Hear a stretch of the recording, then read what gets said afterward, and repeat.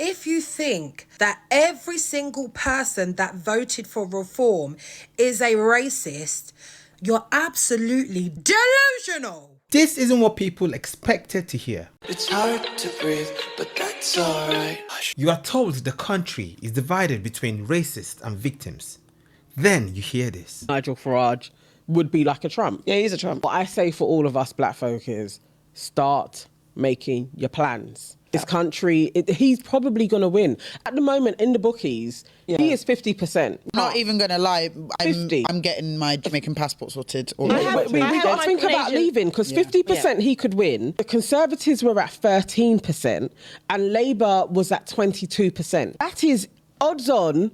It's going to be reform. And he is going to ruin this country. Like Trump's done to America. Let us please down tools for a week. No, maybe a week's too much. Just for 2 days. Let I've said it. brown. We keep saying it, please. It's been a long year. Let me go back to Sponge for 1 week. That's it. Just 5 business days. And everybody come and then everybody just sit and just go. I want us to do it. Get on page. Get on page. Colour to just Get on page.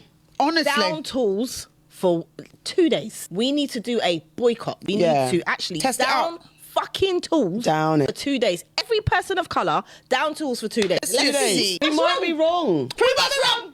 I am You can't open. let your corner shop. When you can't get on your bus. I want someone to actually, because I ain't got the time, but I want someone to actually do this. I really want someone to set Let's this do thing it. up where we do this shit. Let's do it. Okay, I'm done. Okay, now I want you to listen to this carefully. Now, I didn't want to have to do this, but the more and more I'm scrolling on my timeline and I'm seeing black and brown people that are shocked at the results that Reform won all of these seats, I've just got to say this. You're absolutely delusional. Delusional! And I'm going to need some of you, especially my fellow Londoners, to understand something. You are living in a political bubble. If everybody around you thinks the same, looks the same, acts the same, dresses the same, of course the results are going to be shocking to you. But outside of London, outside of multicultural cities, the political mood is absolutely different. A lot of people are not voting emotionally. They are voting out of political frustration. We have literally just had a divorce from a Conservative government that messed up our country over 15 years. Then the white people thought, you know what? Let's give Labour a try, right? And they also failed them. The majority of white people are voting not emotionally, but out of frustration. It's the cost of living, NHS wait times, housing, feeling ignored, and economically impoverished. Now, let me make myself crystal clear. Racism absolutely exists. And I'm not afraid to cuss off a nasty, dirty, stinking white racist when I'm...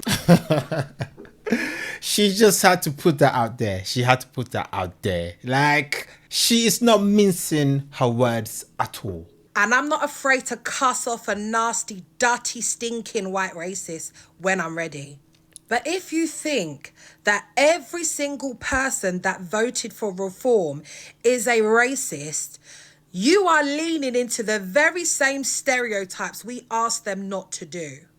And instead of you actually taking the time to engage with white people, right? Not rely on political commentators that inflame tensions and inflame stereotypes. Actually sit down with white people, right? And engage with them and ask them, what are your frustrations? And actually acknowledge that that's the case. Then maybe you could have flipped them, because some of them actually have points. But whenever they speak to a black and brown person, they're automatically called a racist, they're automatically shut down, and their voices are not heard. And this is why reform was attractive to them. Hell, there's some black and brown people that don't even engage with the black and brown people up north.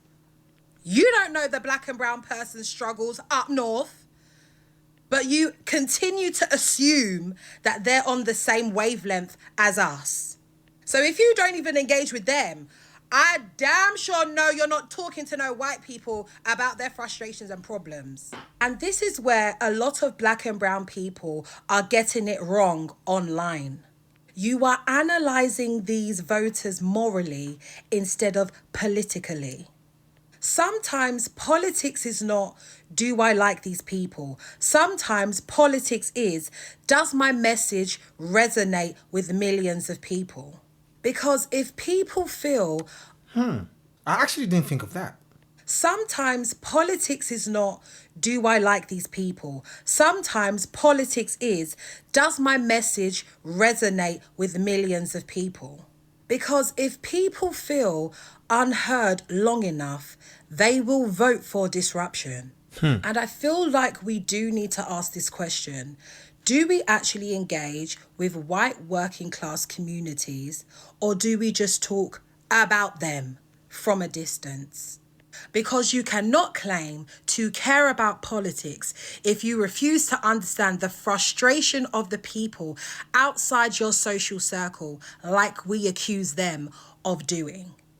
You do not need to like reform and you do not need to agree with them, but you need to ask the question as to why white people find them so appealing.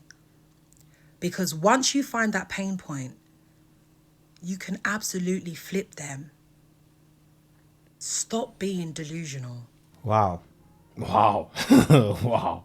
Okay, she said a lot. I like how she carefully, factually addressed so many points. Engage with them. Engage with people that oppose you. Engage with people that vote in a way you found unpleasing. Find out why. Talk. Let's make conversation. Those hard conversations. Let's come together, find common ground and see what is happening. What is your frustration? What are you going through? What is it that you feel, you're saying that is unheard? Let's talk. Because one side says disagreement must come from hatred. The other says maybe people are frustrated about the direction of the country. And ordinary people look at both sides and are thinking, when did talking to each other become controversial? Some people hear denial, others hear honesty. But what do you hear?